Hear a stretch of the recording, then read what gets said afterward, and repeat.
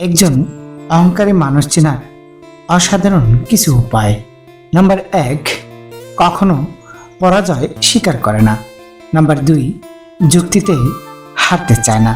Number 3, অহংকার করে কথা বলে।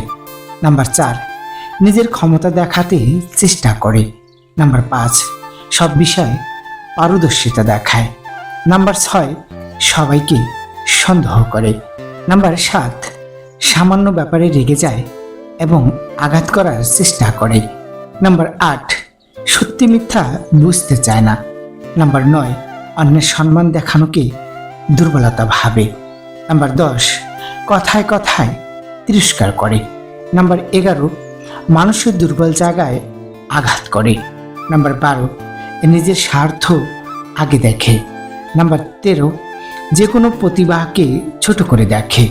নাম্বার 14, নিজেকে খুব বুদ্ধিমান মনে করে। এই লক্ষণগুলো দেখলেই বুঝবেন লোকটি অত্যন্ত অহংকারী লোক। এদের থেকে সবসময় দূরে থাকার চেষ্টা করবেন।